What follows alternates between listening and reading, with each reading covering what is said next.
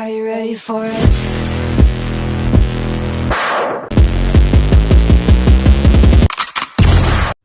Pendidikan nasional adalah pendidikan yang berdasarkan Pancasila dan Undang-Undang Dasar Negara Republik Indonesia tahun 1945 yang berakar pada nilai-nilai agama, kebudayaan nasional Indonesia, dan tanggap terhadap tuntutan perubahan zaman.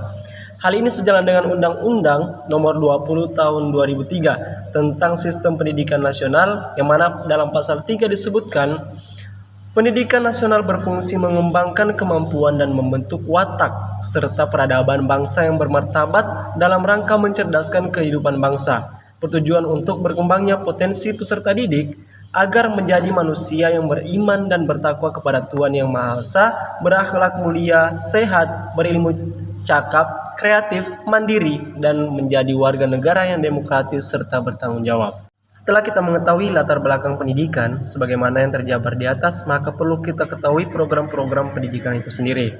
Seperti yang dikemukakan oleh Kemendikbudristek, ada 7 program prioritas pendidikan, diantaranya yaitu: pertama, pembiayaan pendidikan.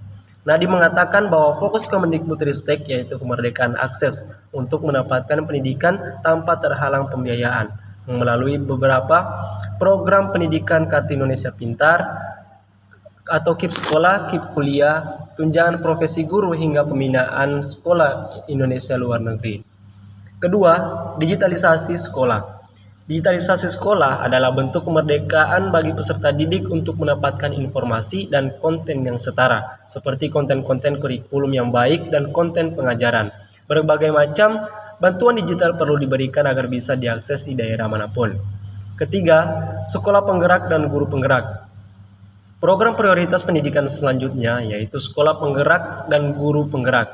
Nadiem mengatakan jika secara substantif adalah program penting karena peningkatan mutu tidak bisa diwujudkan tanpa adanya peningkatan mutu dari guru. Keempat, peningkatan kualitas kurikulum dan asesmen kompetensi minimum. Seperti yang sudah kita ketahui bahwa Kemendikbudristek resmi mengganti ujian nasional menjadi asesmen kompetensi minimum dan survei karakter.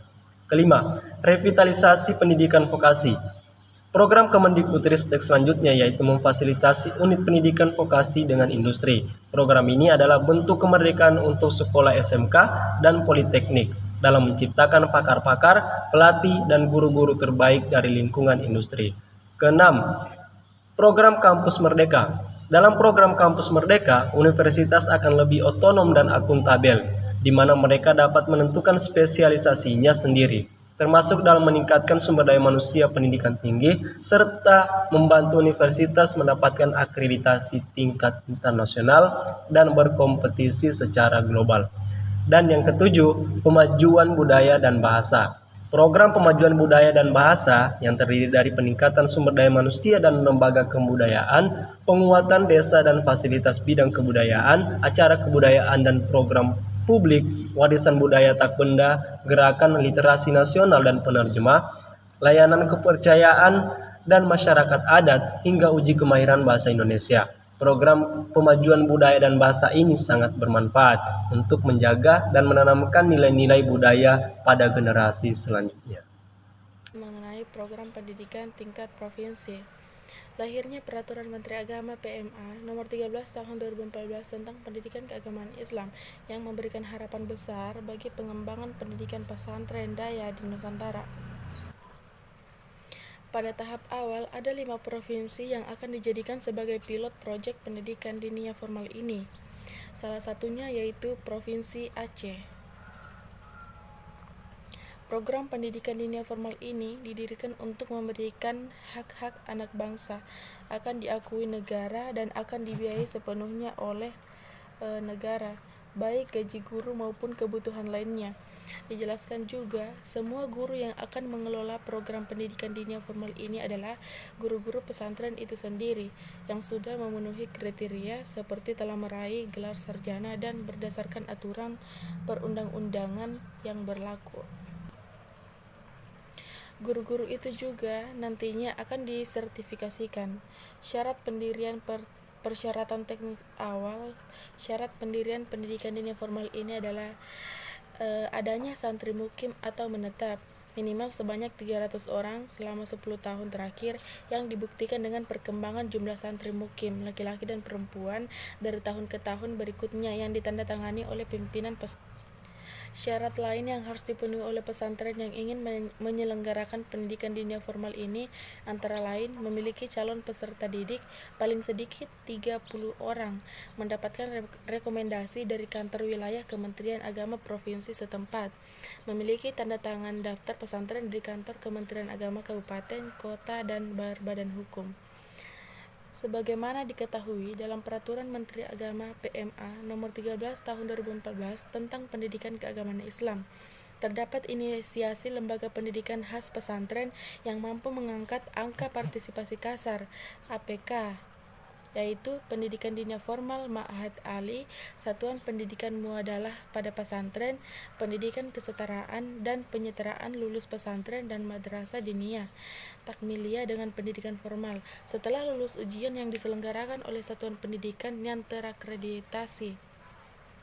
Adapun salah satu contoh program pendidikan di tingkat kabupaten yaitu untuk memenuhi kebutuhan guru yang ada di daerah, Kementerian Pendidikan dan Kebudayaan atau Kemendikbud memberikan layanan 5 program afirmasi. Program tersebut dilakukan mengatasi permasalahan kekurangan guru, terutama pada daerah yang tergolong terdepan, terluar, dan tertinggal yang bisa disebut dengan 3T. Penyediaan guru di daerah, khususnya di daerah 3T, menjadi perhatian pemerintah untuk meningkatkan layanan pendidikan.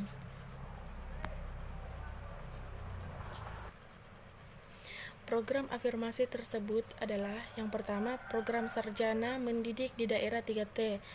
Yang kedua, program guru garis depan dan guru yang bertugas di daerah khusus. Yang ketiga, yaitu program sertifikasi keahlian dan sertifikasi pendidik bagi guru SMA, SMK. Program keahlian ganda. Program SM3T adalah program pengabdian sarjana pendidikan untuk berpartisipasi dalam percepatan pembangunan pendidikan di daerah 3T selama 1 tahun. Program tersebut dilakukan sebagai penyiapan pendidik profesional yang akan dilanjutkan dengan program pendidikan profesi guru. Selanjutnya, program GGD dilakukan sebagai upaya untuk memeratakan akses pendidikan dengan meningkatkan ketersediaan tenaga pendidik di daerah 3T. Guru honorer yang ikut program GGD juga harus lulus pendidikan profesi guru dan ikut seleksi GGD. Mereka pun harus lulus PPG. Penempatan GGD juga bisa di luar daerah 3T. Ada beberapa desa di Pulau Jawa pun masih banyak berada jauh dari pusat pemerintahan kabupaten. Kendati demikian, penempatan di daerah 3T jadi prioritas.